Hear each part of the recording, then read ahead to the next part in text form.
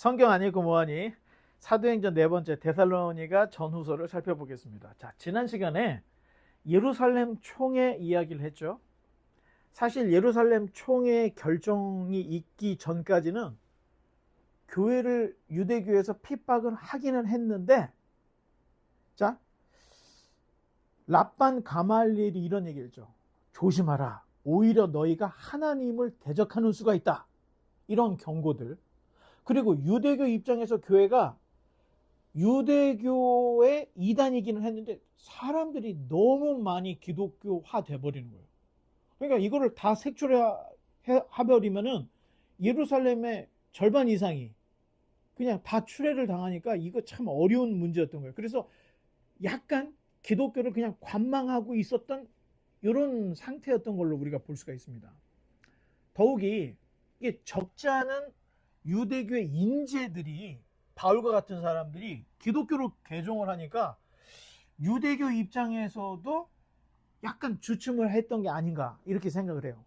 그런데 예루살렘 총회의 결정이 이방인들에게 있어서는 구원의 조건으로서 할례를 빼버려 무할례를 선언을 한 거예요. 그러니까 유대교에서는 더 이상 기독교를 놔줄 수가 없었던 거예요. 아마 사울이 기독교를 박해했었을 때보다 더 무겁게 더 강력한 박해가 있었던 것 같습니다. 그러다 보니까 사도들이 예루살렘을 다 떠날 수밖에 없었어요.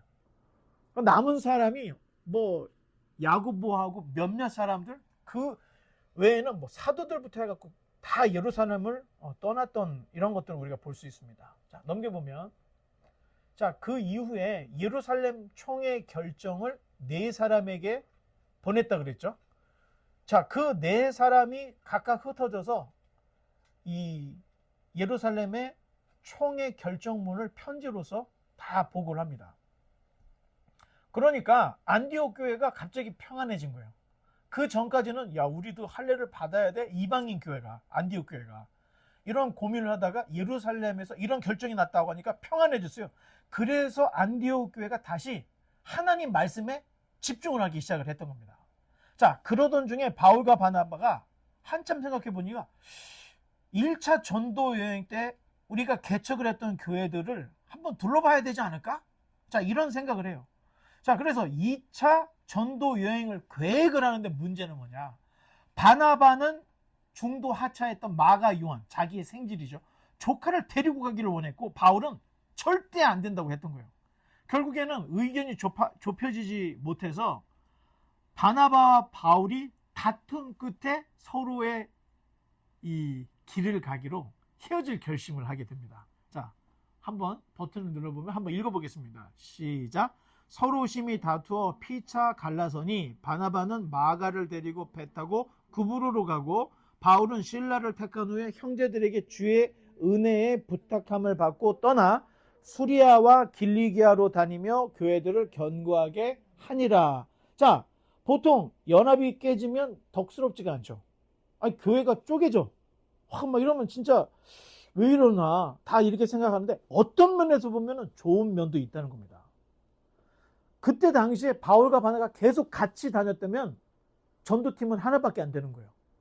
그런데 2개로 갈라져서 바울 팀이 하나가 더 만들어졌기 때문에 어찌 생각해보면 전도팀이 2개가 된 거예요. 자, 어찌 생각하면 교회가 나누어지는 게 안 좋을 수도 있지만 또 어떻게 생각하면 교회가 2개가 되어서 지역사회로 더 가깝게 다가갈 수 있는 이런 것도 있다는 거예요. 자, 물론 싸우고 결별해서 문제가 되기는 할 수 있겠지만 사실 바울이 바나바와 헤어질 결심을 했던 것은 이제 바울도 독립할 때가 됐다는 겁니다. 그래서 둘이 결별을 하게 됐는데, 자, 2차 전도 여행도 어김없이 바울과 바나바가 자기 연고지로 먼저 가게 되는 거예요. 그래서 바나바는 마가를 데리고 어디로 갔다고 그랬었죠? 구브로, 자기 연고지 고향이었으니까. 바울은 신라와 함께 어디로? 수리아와 길리기아로 갔다고 돼 있죠. 길리기아의 다소라고 하는 바울의 고향이 있는 거예요. 그러니까 선교를 할 때는 생판 모르는 데를 가는 게 아니라는 거예요. 자기가 아는 곳, 지리도 좀 알고 성향도 아는 곳, 이런 데 가서 전도를 하고 선교를 하더라는 겁니다.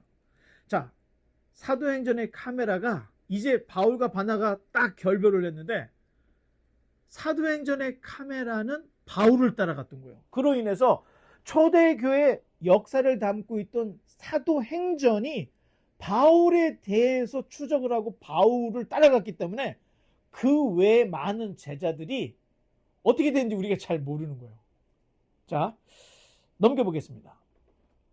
바울의 2차 전도 여행을 보면 바울이 신라와 함께 안디옥 교회 지역이었던 수리아. 자, 한 번 더 버튼 눌러볼까요? 자, 요 안디옥이 여기가 다 수리아예요. 여기를 먼저 갔다가 수리아를 갔다가 자기의 고향인 길리기아 쪽으로 가게 되는 거예요. 자, 자기 고향 쪽으로 이렇게 이제 가는 모습을 우리에게 보여주는데, 바울과 실라는 1차 전도 여행이었던 요 더베, 루스드라, 이고니온, 안디옥, 자, 갈라디아 지방을 먼저 방문을 해서 자, 여기를 살펴봅니다. 그리고 두 번째 버튼 눌러보면 여기에서 두 번째 믿음의 아들이었던 디모데를 루스드라에서 만나게 됩니다. 자, 루스드라는 어떤 지역이었죠? 사도 바울이 안진뱅이를 일으켰던 곳이었고, 거기에서 돌에 맞아서 죽을 뻔했던 곳이었잖아요. 자, 그때 1차 전도여행 때 돌에 맞아 버려졌던 바울 곁에 제자들이 둘러섰다고 기록을 하고 있어요. 그런데 그 바울 곁에, 돌에 맞아 죽었던 바울 곁에 둘러선 사람 중에 혹시 디모데가 있지 않았을까 하는 추측을 할 수 있습니다. 이미 디모데는 당시에 루스드라, 이고니온의 형제들에게 칭찬을 받던 제자였다고 소개를 하고 있기 때문에 1차 전도 여행 때 개종이 되었고, 사도 바울이 죽었을 때 같이 함께 갔다가 사도 바울이 일어나는 걸 봤던 걸로 볼 수가 있는 거예요. 그러다가 그때는 사도 바울을 따라갈 수 있는 정황이 아니었던 것 같아요, 환경이. 그런데 이번 2차 전도 여행 때 바울이 루스드라에 재방문을 했을 때는 디모데가 결단을 내려요. 내가 사도 바울 선생님을 따라가야 되겠다. 자, 디모데는 디도와는 다르게 할례를 행합니다. 자, 디모데의 어머니가 유대인이었고 아버지는 헬라인이었는데, 디모데는 자기가 선택을 할 수 있어요. 아버지를 따라서 헬라인, 할례 없이 그냥 헬라인으로 살아갈 수가 있고, 또는 할례를 받고 어머니 쪽 유대인으로 살아갈 수 있는 이런 것들이, 선택이 자기에게 있었던 겁니다. 바울이 디모데에게 할례를 행한 이유는 디모데가 전도 여행에 합류하기 위해서는 반드시 유대인이어야 하기 때문에 할례를 준 겁니다. 바울의 전도 전략은 어떤 도시든 제일 먼저 어디를 가요? 바울은 어떤 도시를 가든 제일 먼저 가는 곳이 있어. 유대인의 회당을 먼저 찾아갑니다. 자, 당시에 세상에 흩어져 있던 디아스포라 유대인들이 온 세상에 퍼져 있는데, 이분들이, 유대인들이 회당을 중심으로 살고 있었던 거예요. 회당의 전신, 회당이 어디서 시작이 됐죠? 바벨론 포로로 잡혀갔을 때 회당, 성전이 없으니까 회당을 짓고 회당 중심으로 모여서 살던 전통이었던 거예요. 자, 근데 로마 시대도 똑같았던 거예요. 나라가 아닌, 고국이 아닌 외국에서 살 때 회당을 중심으로 살아요. 자, 미국에도 시나고그가 많이 있죠. 유대인들 마을에는 반드시 회당이 있어요. 회당이 삶의 중심이 되어서 교육도, 자녀 교육도, 신앙 교육도 회당에서, 신앙도 중심이 회당이고, 심지어는 사업도 회당에서 이루어진다는 거예요. 또 전쟁을 해야 되면 이 전쟁도 회당에서 모여서 전략을 짰다는 겁니다. 그러니까 회당이라는 것이 유대인의 중심지예요. 그러니까 타지에서 의지할 것은 동족밖에 없어. 그래서 오랜 떠돌이 생활, 나라 없이 살았던 이 사람들이 터득했던 게 회당에서 모여 살면 동족끼리 도울 수 있다, 이걸 배웠던 겁니다. 그래서 유대인의 회당은 유대인 방문자가 오면 굉장히 호의적이에요. 그래서 이 사람이 외지에서 유대인이 방문을 했어. 그러면 이 사람의 숙식, 먹고 자는 것을 회당이 다 책임을 져주는 거예요. 그리고 이 사람이 내가 이 동네에, 이 마을에 내가 정착하고 싶다 했다면은 대출, 알선, 모든 것들을 다 해주는 거예요. 자기네 사업까지 잘라서 주면서까지 이 사람이 독립해서 경제적인 활동을 할 수 있을 때까지 계속 도와주는 거예요. 그래서 한 사람이 딱 정착할 때까지 계속 도와줍니다. 이게 좋은 문화가 있었던 거예요.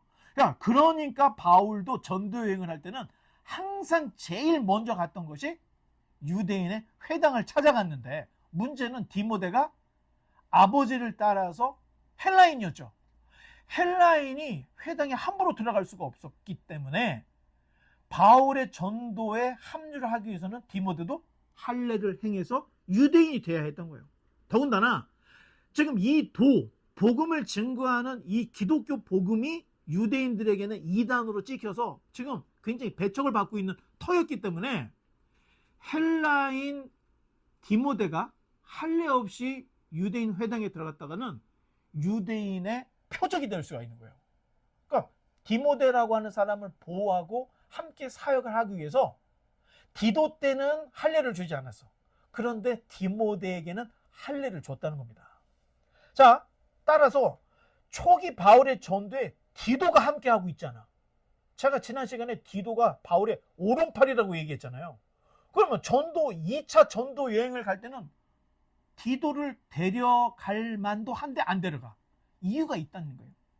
회당을 가야 되는데 할례를 받지 않은 헬라 사람 기독교인이기 때문에 바울의 이 사역에 동참할 수가 없었기 때문에 가지 않았던 곳으로. 하지만 후에는 이제 본격적으로 사역자로서 사역을 이방에 가서 합니다. 이방 땅에 가서. 자, 버튼을 눌러보면 바울의 2차 전도 여행은 바울의 연고지였던 길리기아 지방에서 시작을 해서 1차 전도 여행지였던 갈라디아를 지나 본격적으로 시작이 되는 거예요. 그런데 이때부터 성령님께서, 자, 1차 전도 여행 때는 누가 지시를 해서 가신 거죠? 1차 전도 여행, 갈라디아 지방을 C자 모양으로 갔던 그 전도 여행은 누가 시킨 거예요? 성령님이 따로 바울과 바나바를 떼어서 기도하고 안수해서 이 두 사람을 보냈잖아. 성령과 교회가 보냈던 거예요. 그런데 2차 전도여행은 1차 전도여행을 했더니 이게 이제 용기가 생긴 거예요. 그리고 1차 전도여행 때 교회들을 봐야 되기 때문에 바울이 간 거예요. 그런데 2차 전도여행 때는 바울이 직접 성령님께서 자기를 이끌어 주시는 것을 경험을 하는데, 한번 읽어보겠습니다. 시작. 성령이 아시아에서는 말씀을 전하지 못하게 하시거늘 그들이 부르기아와 갈라디아 땅으로 다녀가 무시아 앞에 이르러 비두니아로 가고자 애쓰되 예수의 영이 허락지 아니하는지라. 무시아를 지나 드로아로 내려갔는데 밤에 환상에 바울에게 보이니 마게도냐 사람 하나가 서서 그에게 청하여 이르되 마게도냐로 건너와서 우리를 도우라 하거늘. 처음은 교회가 예배드리고 있을 때 두 사람을 따로 떼라 해서 보냈죠. 2차 전도 여행을 바울이 판단해서 갔더니 이제는 성령님께서 바울을 꽉 붙드시는데, 자, 버튼을 눌러보면, 자, 처음에 바울이 가려고 했던 게 사실은 이 안디옥에서 아시아 쪽을 가고 싶었던 거예요. 그런데 아시아의 수도가 어디냐? 에베소였습니다. 사도 바울이 에베소를 가고 싶었던 거예요. 그런데 누가 못 가겠죠? 아까 읽었잖아. 성령님이 아시아로 가는 것을 원치 않으셨다는 거예요. 자, 두 번째 버튼 눌러보면, 그러니까 비두니아 지방으로 가려고 했어. 비두니아 지방이 어디예요? 북쪽이죠. 그런데 이것도 못 가게 하셔서 못 가서 그냥 무시아에서 버튼 하나 눌러보면 비두니아로 못 가고 다 한 번 더 눌러보면 어쩔 수 없이 서쪽으로 드로아는 항구 도시입니다. 여기에서 배를 타고 마케도냐, 유럽으로 갈 수 있는 항구가 있는데 남쪽으로도 못 가게, 북쪽으로 못 가게, 그러니까 어쩔 수 없이 그냥 서쪽으로 가서 드로아 항구까지 갈 수밖에 없었다는 이야기를 하는데, 아니 주님께서는 남쪽으로도 말고 북쪽으로 말고 서쪽으로 가게끔 하셨고 거기에 갔더니 밤에 환상까지 보여줍니다. 자, 사실 이때 바울은 아마도 남쪽에 있는 지금 요 에베소를 너무너무 가고 싶었을 겁니다. 왜냐? 에베소에 뭐가 있었죠? 아시아 최대의 신전 아르테미 여신 아데미의 그 신전이 있었던 곳이에요. 바울이 이런 대도시에 가서 복음을 전하고 싶었던 거예요. 그냥 아데미 신전 한복판에 가서 아데미는 우상이다 하고 싶었는데 성령님이 못 가게 하시는 거예요. 자, 실제로 사도 바울이 나중에 여기 아테네 있죠. 아테네에 가요. 아테네에 뭐가 있죠? 파르테논 신전이 있잖아. 그런데 거기에 가서 복음의 직격을 날려버려요. 철학자들 앞에서 그냥 부끄러워하지도 않고 막 복음을 전했더니 철학자들이 저 말쟁이가 뭘 하는지 들어보자 이런 얘기를 해요. 그때 당시에 사람들은 부활이라는 것을 인정을 안 했는데 사도 바울이 부활에 대한 이야기를 하니까 사람들이 굉장히 기분이 나빠하는 이런 결과가 있었습니다. 그래서 사도 바울이 굉장히 저돌적이고 전략적이에요. 왜? 큰 도시로 가야 돼. 아테네나 에베소나 이런 데 큰 데로 가야 돼. 그런데 초반에 성령님께서 아시아로 못 가게, 에베소로 못 가게 막으셨다는 거예요. 그리고 서쪽으로 드로아로 계속 가게끔 인도를 하시는 모습을 우리가 볼 수가 있습니다. 사실 바울의 전도 전략은 전에도 한번 말을 했는데 대도시에 가서 복음을 전해요. 그러면 대도시에 교회가 세워지면 재정이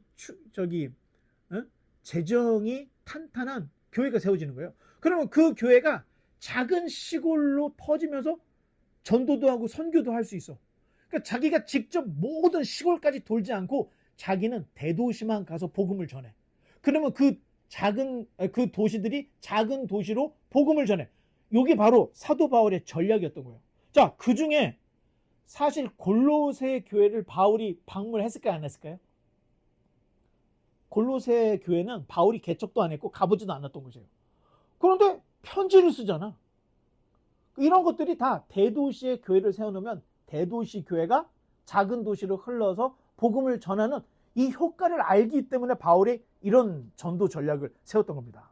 자, 마침내 드로아에 도착한 바울이 밤에 꿈을 꿨는데 버튼 한번 눌러보면 자, 마케도냐 사람 하나가 손짓을 하면서 우리를 와서 도우라 하는데 버튼 한번 눌러보면 자, 한번 읽어보겠습니다. 시작.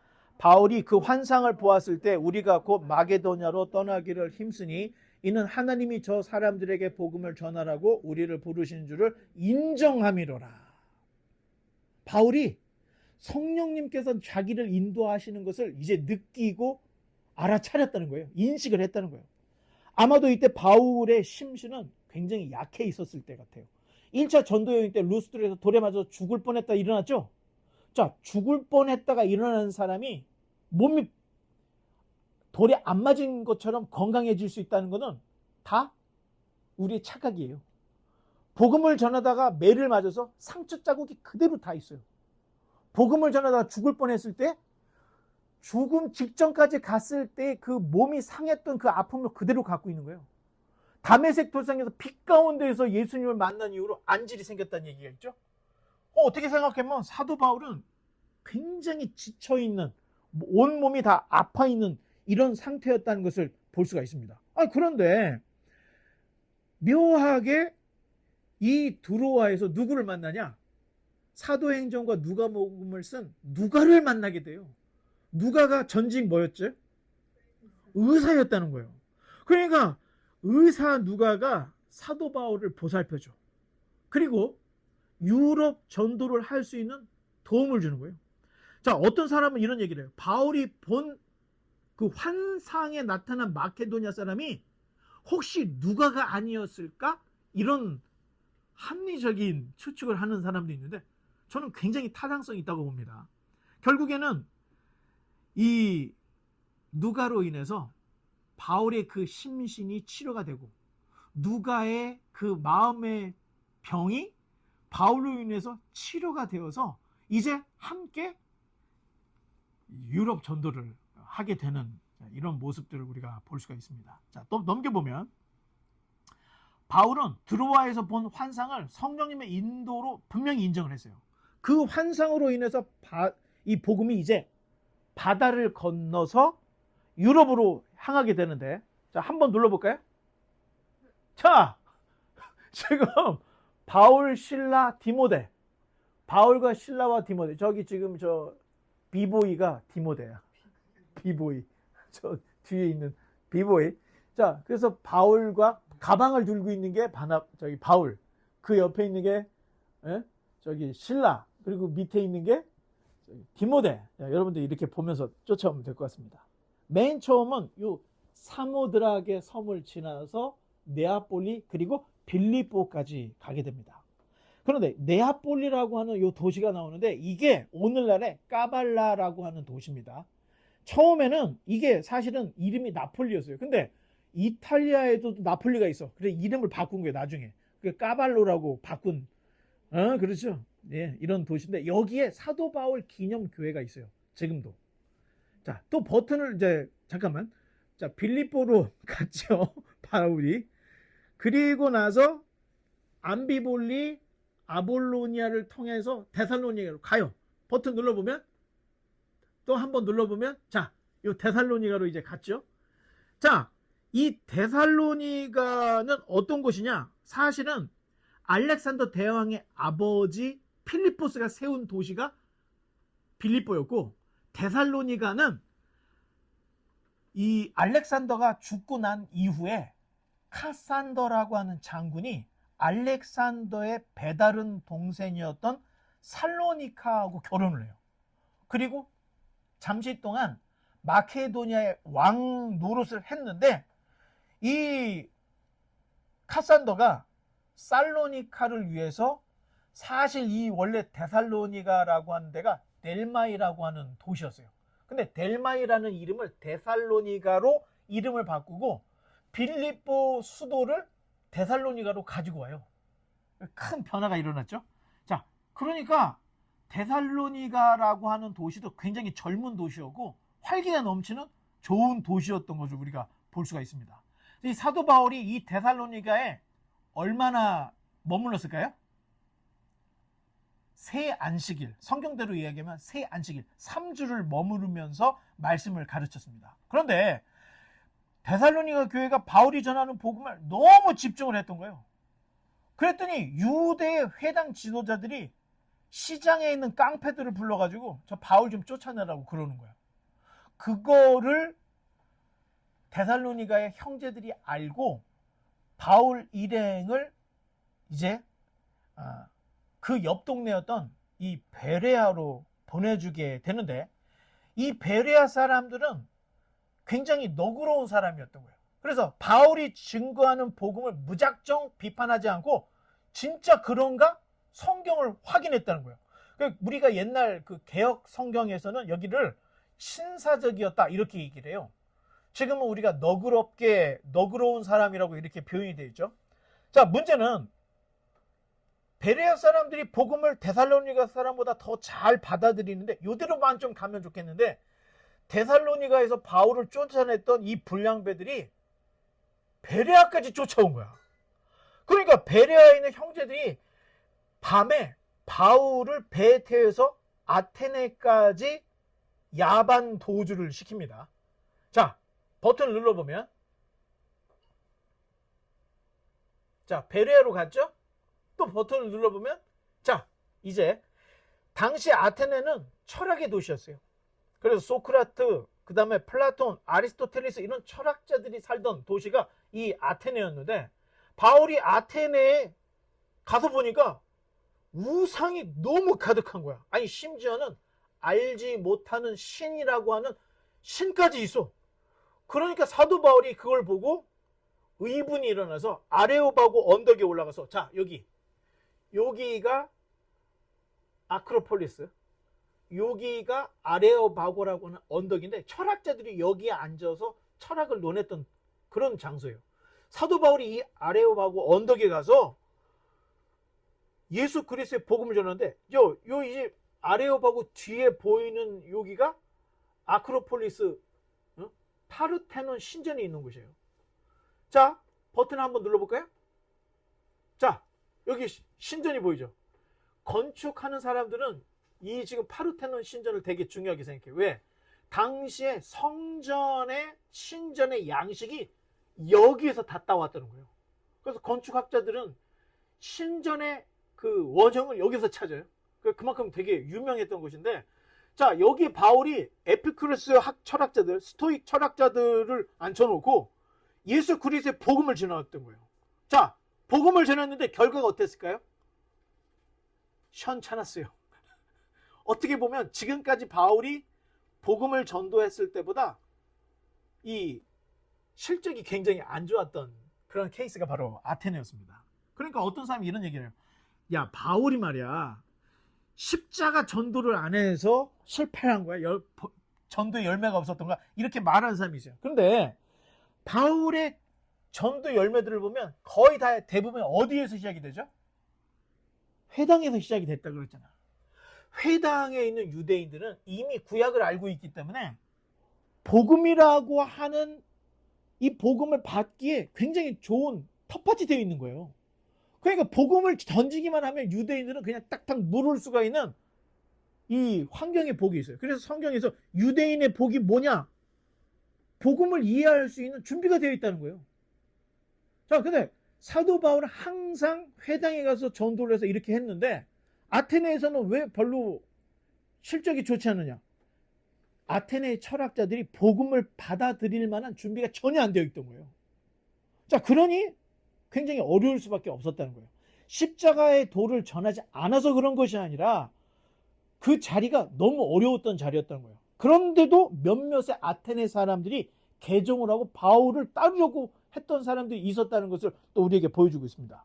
만약 어떤 사람들이 말처럼 바울이 아테네에서 사역이 실패했다 할 때는 어쩌면 사도 바울이 야, 요번 2차 전도 여행은 여기까지다 하고 그냥 안디옥으로 돌아갈 수 있었다는 거예요. 그런데 사도 바울이 실패한 게 아니었기 때문에 계속해서 밀고 나가요. 이번에는 어디까지? 아테네에서 고린도까지 가게 되는데 버튼 한번 눌러보면, 자, 바울이 아테네에서 고린도까지 이제 가게 됩니다. 자, 고린도는 굉장히 매우 유명한 항구 도시였는데, 자, 항구 도시이고 무역의 도시다 보니까 뭐가 많아져요? 경제력이 굉장히 좋은 도시였던 거예요. 그리고 나중에 이제 우리가 고린도 전서 후서를 볼 때 이 고린도에 대한 이야기를 좀 더 나누겠지만, 고린도 교회는 굉장히 짧은 시간에 급성장한 교회입니다. 왜? 경제적인 뒷받침이 있기 때문에 교회가 빨리빨리 클 수가 있었다는 거예요. 바울은 이곳에 고린도에 한 1년 6개월 정도를 머물면서 복음을 가르쳤는데, 버튼 한번 읽어보겠습니다. 시작. 1년 6개월을 머물며 그들 가운데에서 하나님의 말씀을 가르치니라. 자, 1년 6개월이 있었대요. 근데 바로 여기에서 누구를 만나느냐? 아굴라와 브리스길라 부부를 만납니다. 자, 아굴라와 브리스길라는 바울과 같이 천막업을 하는 사람이었어요. 자, 천막업이라는 것은 시장에서 천막하는 그런 게 아니에요. 귀족들의 이 뭐라 그럴까? 별장? 이런 일들을 하는 일이었기 때문에 자주 수지가 없어도 1년에 한두 번만 해도 충분히 먹고 살 수 있는 돈이 나오는 아주 큰 사업이었다는 거예요. 건축 사업이었다는 거예요. 자, 이런 것들이 아굴라 브리스길라 바울이 같은 동업을 할 수가 있었던. 자, 아굴라와 브리스길라를 보면 참 재밌는 게 있어요. 아굴라는 본도 사람이었다고 전해주고 있는데 무역상이었던 거예요. 그런데 아굴라와 브리스길라의 이름이 신약 성경에 한 6번 정도 등장을 하는데, 자, 이름이 등장할 때는 맨 처음에 유대인들은 어떻게 쓴다고 그랬죠? 이름이 남자가 아니라 연장자순, 그 다음에 그렇죠, 인지도 순이에요. 그런데 묘하게 6번 중에 대부분이 아굴라와 브리스길라 이렇게 나오지 않고 부인 브리스길라가 먼저 나오고 그 다음에 아굴라를 쓰는 거예요. 뭔가 집안이 위계가 뒤집힌 것처럼 성경이 쓰고 있다는 거예요. 자, 추정하기로는 아굴라가 본도에서 로마로 무역을 하던 중에 로마의 귀족이었던 브리스길라를 만나서 결혼했을 것으로 추측을 하는 거예요. 그리고 함께 천막업을 해요. 왜? 이 브리스길라가 귀족이었기 때문에 귀족들에게 별장 필요하지 않아? 이런 걸 했겠죠. 그러면 아굴라가 하나씩 딱 따오면은 그걸 가지고 별장을 짓는 거예요. 그러니까 굉장히 부자였을 가능성이 있다는 겁니다. 자, 그래서 귀족이었던 브리스길라를 먼저 이름에 쓰고 아굴라를 나중에 쓰는 이런 것들을 우리가 추정을 해볼 수가 있습니다. 자, 그러다가 사도행전 18장 2절에 가면은 글라우디오 황제가, 자, 사도행전, 누가복음과 사도행전에 로마의 황제의 두 번의 칙령이 나온다 그랬죠. 첫 번째 칙령은 아우구스투스가 모든 사람에게 호적을 하라고 해서 예수님이 베들레헴으로 갔던 호적령이 기록이 되어 있고요. 사도행전은 이 사도행전 18장에 나오는 글라우디오 황제의 칙령이 나오는데, 이건 뭐냐? 로마에 있는 모든 유대인들은 로마를 떠나라, 이런 칙령을 내렸어요. 왜냐하면 로마에 있는 유대인들이 너무 드센 거야. 돈도 많고. 그러니까 화가 나가지고 글라우디오 황제가 모든 유대인들은 로마 본토를 떠나라라는 칙령을 내려서 어쩔 수 없이 이 브리스길라와 아굴라도 로마 본토를 떠나서 떠돌다가 사도 바울이 아테네에서 고린도로 들어올 그 시점에 이 두 부부 브리스길라 아굴라가 고린도로 왔던 거예요. 그래서 거기에서 사도 바울을 만났고 업이 같은 천막업을 해. 자, 이런 딱 일들이 벌어졌는데, 자, 버튼 한 번 더 눌러보면, 자, 한번 읽어보겠습니다. 아굴라라 하는 본도에서 난 유대인 한 사람을 만나니 글라우디오가 모든 유대인을 명하여 로마에서 떠나라 한 고로 그가 그 안에 브리스길라와 함께 이탈리아로부터 새로 온지라 바울이 그들에게 가매. 자, 이런 스토리가 사도행전에 다 기록이 되어 있어요. 자, 그곳에서 같은 천막을 하던 이 사람을 이제 만나게 됐는데, 사도 바울이 여기서 얼마만의 기간을 고린도에 있다 그랬죠? 아까 했죠? 1년 6개월. 머리가 좋아.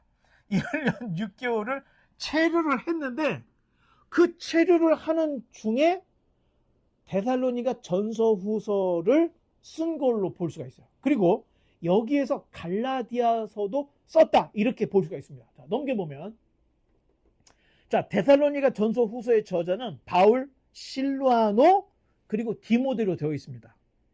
자, 데살로니가 전후서에 각각 1장 1절에 발신자의 이름에 바울, 실라, 디모데가 나와 있는데, 그거 참 신기하죠. 바울 서신은 이름을 어디로 정했다 그랬죠? 수신자, 받는 사람 이름으로 데살로니가 전서 후서라고, 갈라디아에다 보니까 갈라디아, 로마에 보내니까 로마서, 이렇게 됐다 그랬죠. 근데 사도 바울이 자기가 편지를 썼는데 공동 저자로 실라와 디모데를 쓰고 있다는 거예요. 어떻게 보면 이 양반 보통 사람이 아니에요. 사도 바울은 실라와 디모데를 자기 제자가 아닌 동역자로 생각을 하고 있다는 거예요.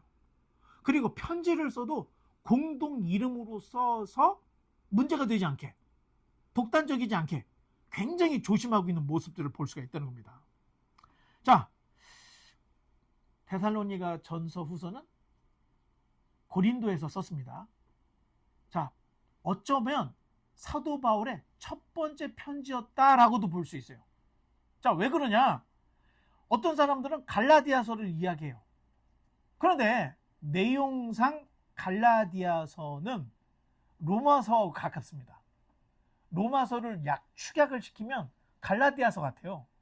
그래서 사도 바울이 먼저 데살로니가 전후서를 쓰고 갈라디아서를 쓰고 고린도 전후서를 쓰고 로마서를 쓴 게 아닌가, 이런 연계성을 생각해 볼 때는 제일 먼저 데살로니가 전후서를 썼을 가능성이 높다. 자, 이렇게 생각을 합니다. AD 51년에서 53년경으로 봅니다. 그럼 우리가 생각할 때 이것도 대충 찍었구나. 아닙니다. 자, 이 지금 고린도에서 데살로니가스를 썼을 때 그 기간을 AD 51년에서 53년이라고 이야기할 때는 역사적 인물과 교차하는 이런 일이 생겨요. 자, 1년 6개월 동안 고린도에 있을 때 갈리오 총독의 법정에 끌려갔던 사건이 있어요. 18장 12절에 17절에. 그때 갈리오가 사도 바울을 재판하는데 이 갈리오가 51년에서 53년에 로마의 총독으로 고린도에 부임이 돼 있었다는 거예요. 그러니까 역사적인 인물과 교차를 했더니 절대 연대가 나오는 거예요. 자, 버튼 눌러보면 이게 바로 갈리오 총독입니다. 갈리오 총독은 당시의 황제였던 글라우디오 황제의 친구였다는 거예요. 그래서 이 친구였던 글라우디오 황제가 친구 저기 고린도 총독으로 한번 가지. 그래서 보내준 거예요. 자, 이 갈리오는 세네카의 동생이었습니다. 그러니까 굉장히 이 배경이 좋죠. 이 갈리오가 고린도에 있을 때 세네카가 이런 얘기를 했어요.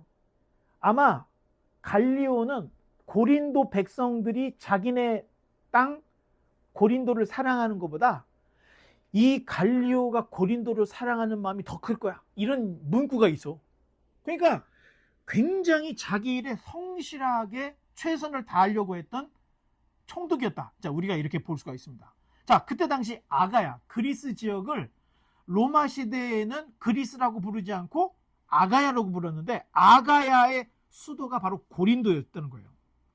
자, 바울이 고린도에 있을 때 유대인들이 바울을 잡아다가 갈리오 총독에게 데려가는 일이 있었던 거예요. 자, 그때 총독의 법정 앞에 바울이 섰는데 유대인들은 무력을 행사했죠. 마치 예수님이 예루살렘에서 빌라도 총독에게 재판을 받을 때처럼 이 고린도에 있는 유대인 무리들이 갈리오 총독에게 어떻게든 바울을 사형을 시키게 하려고 막 무력을 행사했던 거예요. 막 몰려가서 죽여 막 이렇게 했던 거예요.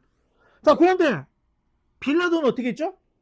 유대인들이 반란이 일어날 것 같으니까 손을 씻으면서 예수님을 넘겨줬죠. 그런데 갈리오는 이 재정, 이 정치하고 종교를 완전히 분리를 시켜버렸습니다.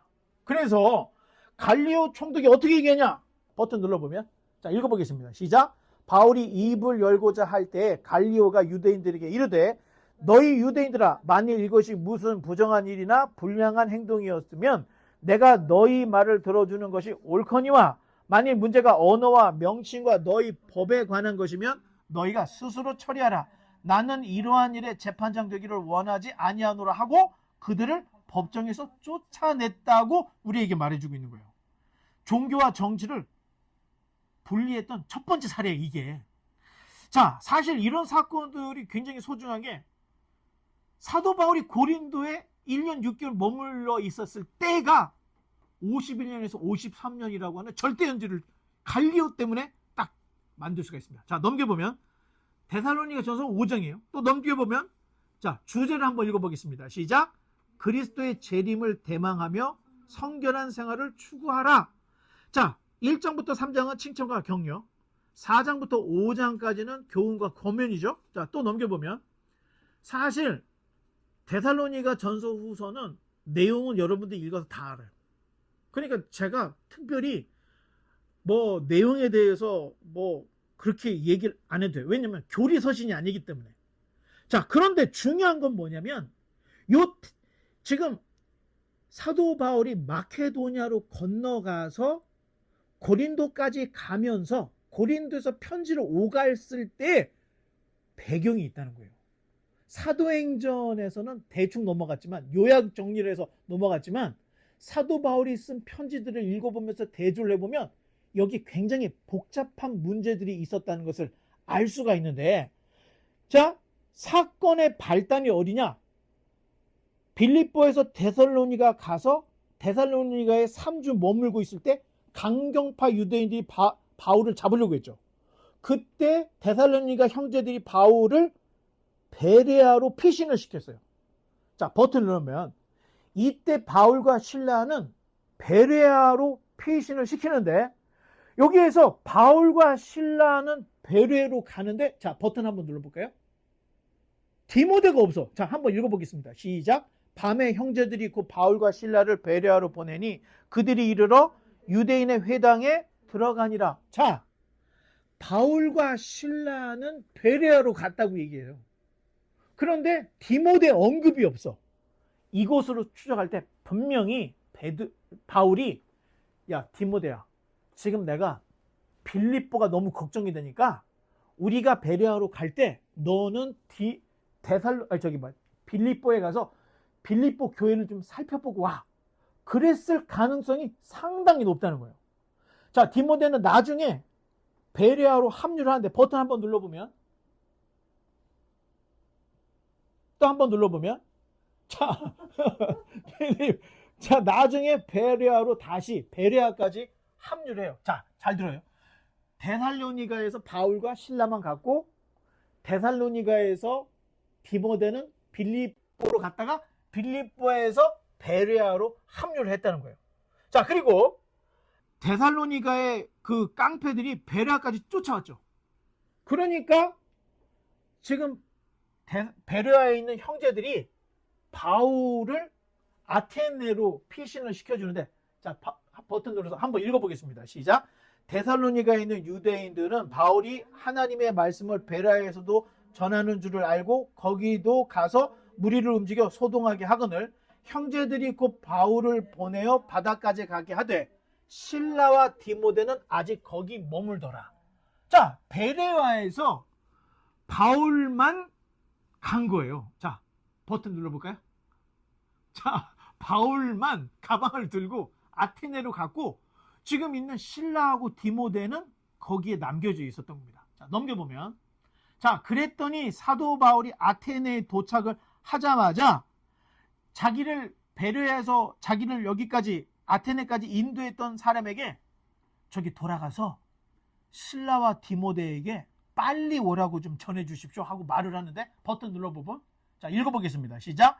바울을 인도하는 사람들이 그를 데리고 아덴까지 이르러 그에게서 실라와 디모데를 자기에게로 속히 오게 하라는 명령을 받고 떠났다. 됐죠? 자, 버튼 한 번 더 눌러볼까요? 자, 디모데는 아테네로 와서 바울에게 이제 합류를 해요. 디모데는.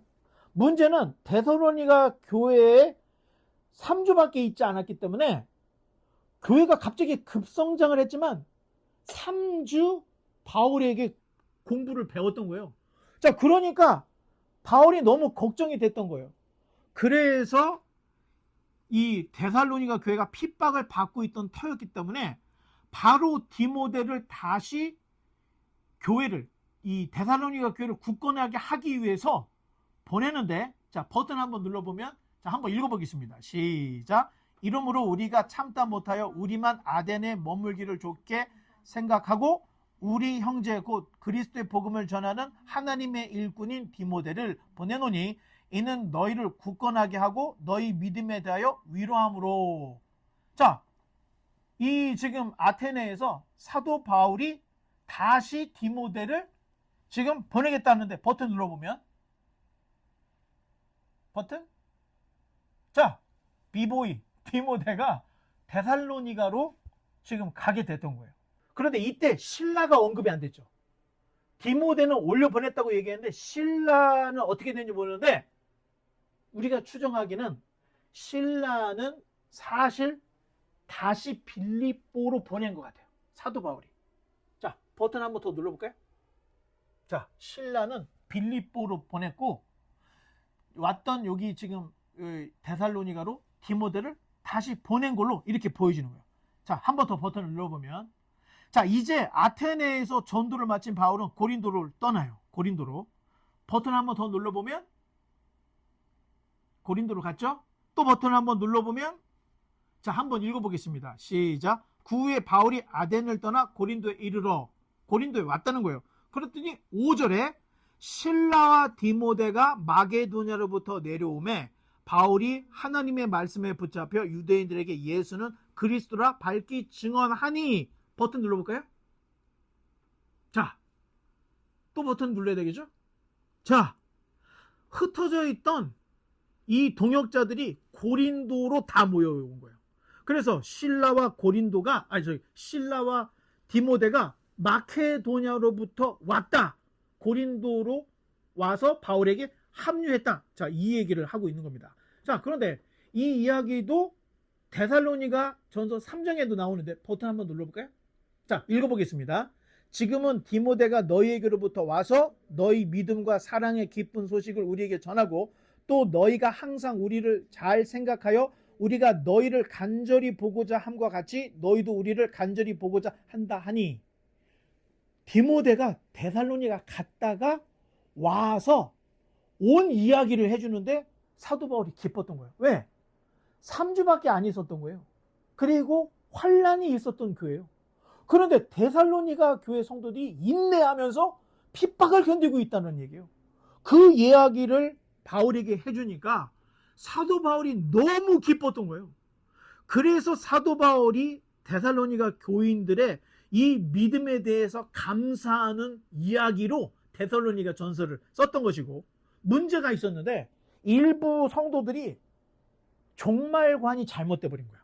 그래서 이 잘못된 종말관을 잘 정리해 주려고 데살로니가 전서를 사도 바울이 썼던 겁니다.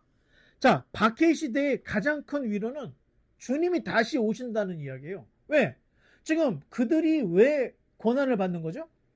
예수님을 믿는다는 이유로 고난을 받는데, 예수님이 다시 오신다, 재림한다. 그러면 고난받는 성도들에게 이거보다 더 큰 위로가 없다는 거예요.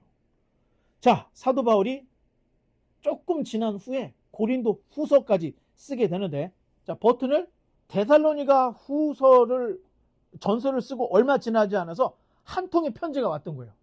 근데 그 편지를 읽어보니까 데살로니가 교회에 심상치 않은 문제가 있다는 걸 바울이 알게 된 거예요. 그래서 바로 데살로니가 후서를 쓰게 되는데, 자, 데살로니가 교회에 재림신앙이 잘못된 사람들이 이 커진 거야.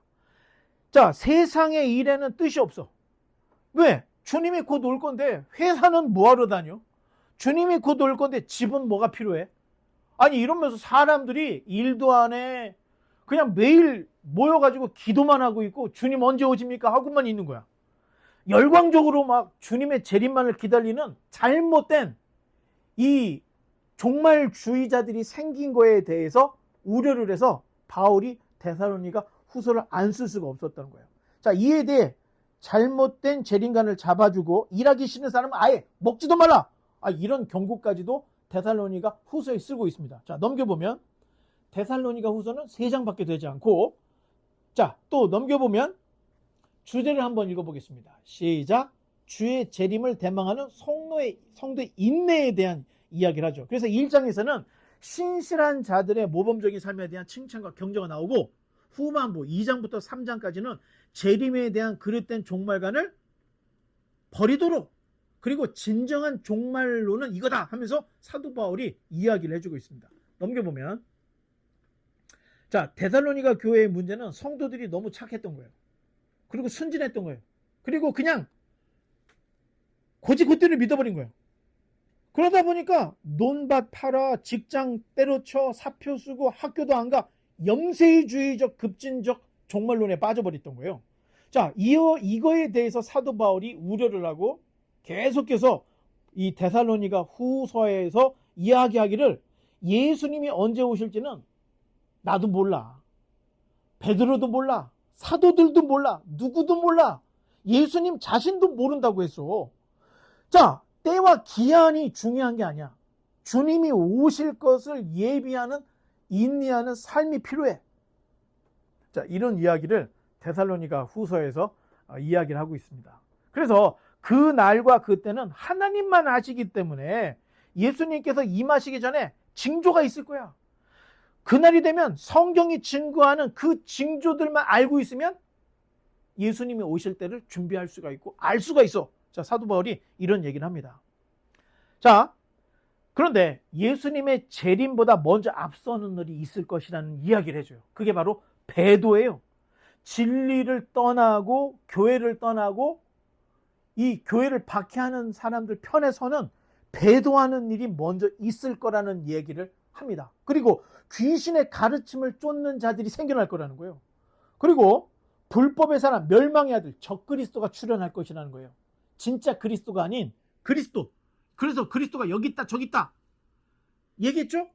우리가 그리스도의 성귀 교리를 할 때 그리스도가 어디 있다 그랬죠? 예수님이 어디 있어요 지금? 하나님의 우편에 계시다 그랬잖아요. 인간으로 이 땅에 오시고 부활하시고 승천하신 주님은 편지하는 것보다는 하나님 우편에 계셔요. 그러면 우리 안에 예수님이 어떻게 계셔? 성령으로 계시다는 거예요. 이거 교리를 배우지 않으면 이런 거 구분을 못하게 돼요. 그러니까 사도 바울도 이런 것들을 잘 명시해서 귀신들의 가르침 따르지 말고 적그리스도가 여기 있다 저기 있다 하고 해도 쫓아가지 말라는 이런 이야기들을 해주고 있는 겁니다. 그러면서 거짓 그리스도가 나타나고 거짓 선지자들이 나타나고 악한 자가 등장해서 모든 능력과 표적, 자 오늘날이 그런 시대예요. 자 초과학 시대가 되니까 기독교 신앙으로 돌아오는 것이 아니라 신비적인 걸로 돌아가는 세상이 돼버린 거예요. 이제 주님 오실 날이 가까웠다는 겁니다. 왜냐? 사람들이 말씀과 복음의 눈을 여는 게 아니라 신비한 거에 눈을 줘. 그래서 교회를 가도 죽은 사람이 하나 일어나. 뭐 방언을 좀 해야 돼. 예언을 해야 돼. 이런 신비한 거 일어나지 않으면 요새 교회 부흥 하나도 안 됩니다. 초과학 시대라는 것이 진리에 회개하는 것이 아니라 이 신비 체험에 눈이 열린다는 거예요. 그런데 적그리스도가 나타나면 하는 일이 뭐냐? 능력, 표적, 거짓 이런 것들을 한다는 거예요. 자, 모든 불의의 속임. 자, 요한계시록에서도 그런 이야기를 계속 우리 하고 있는데 데살로니가 후서를 읽어보면 주님의 재림에 대한 파편적인 얘기가 딱 나와요. 자, 데살로니가 후서가 총 47개 절로 되어 있어요. 그런데 그 중에 18개가 그리스도의 재림에 대한 구절로 되어 있다는 거예요. 그래서 데살로니가 후서를 재림의 서신이라고도 말을 한다는 거예요. 자, 여기까지 가면 우리가 이제 고린도까지 사도 바울이 갔고 그곳에서 데살로니가 전서 후서까지 쓴 것까지 우리가 다 이제 끝났습니다. 이제 말씀의 결론을 맺겠습니다. 주님께서는 반드시 오십니다.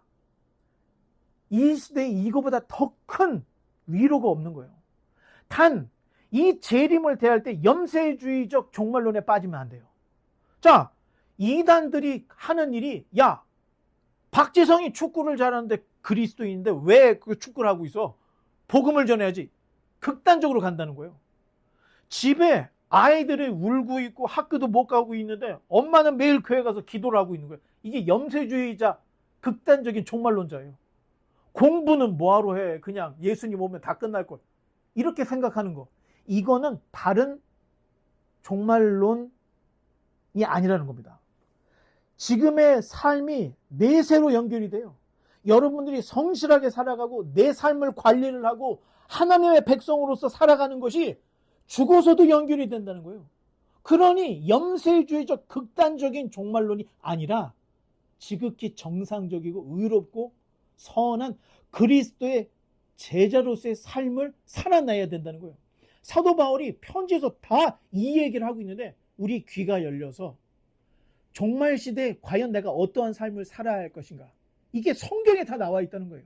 성경을 통해서 부정적이고 급진적이고 염세주의적인 종말론이 아닌 성경에서 말하는 가장 정도의 길로 예수님을 잘 믿고 결국에는 예수님이 만약 우리 시대에 재림을 한다면 우리가 변화가 되어서 공중에서 주님을 맞고, 혹 우리가 죽어서 주님을 맞이한다면 살아서 공중에서 예수님을 만날 수 있는 이 대역사의 재림의 역사에 참여할 수 있는 저와 여러분 되시기를 주님의 이름으로 간절히 축원합니다. 기도하겠습니다.